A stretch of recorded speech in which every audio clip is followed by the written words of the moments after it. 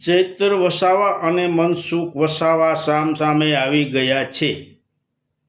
મનસુખ વસાવા કહે કે નાના પુલના કામ, રોડના કામ વગેરે કામમાં ભ્રષ્ટાચાર થયો છે। તે બાબત ચૈતર વસાવાએ કલેક્ટર પાસે 75 લાખની માગણી કરી। આમાં શું સમજવું?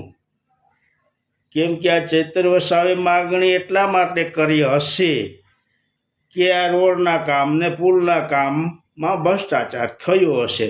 તો આ ભ્રષ્ટાચાર તો ભાજપના શાસનમાં થયો છે। મનસુખ વસાવા ભાજપના સાંસદ છે, તો તેના શાસનમાં ભ્રષ્ટાચાર થયો છે અને મનસુખ વસાવા કહે છે કે જો આ બાબત સરકાર કંઈ કામગીરી નહીં કરે તો હું ભાજપ છોડી દઈશ।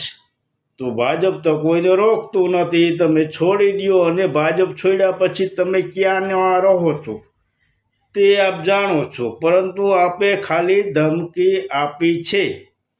આ મનસુખ વસાવાજીએ ધમકી આપી છે કે ચૈતર વસાવા માટે કાર્યવાહી થાય, પરંતુ કલેક્ટર તો ના પાડે છે કે મેં કાંઈ ચૈતર વસાવાએ પૈસા માગ્યા નથી। તો હવે આમાં ચારે બાજુથી ભાજપ માથે દોષનો ટોપલો આવે છે। હવે આમાં શું થાય? કેમ કે સરકાર જો આ બાબત કાંઈ કરે તો તેનો ભ્રષ્ટાચાર ખુલ્લો પડે અને ચૈતર વસાવાએ પૈસા માગ્યા છે એવું કહે તોય સરકારનો ભ્રષ્ટાચાર ખુલ્લો પડે। હવે આમાં સરકાર શું પગલાં લે એ જોવાનું રહીએ, પણ આ બેવું બળિયા બાથે વળગ્યા, વસાવા ટુ વસાવા। હવે આપણે જોવાનું રહ્યું કે આમાં શું થાય છે। જય માતાજી।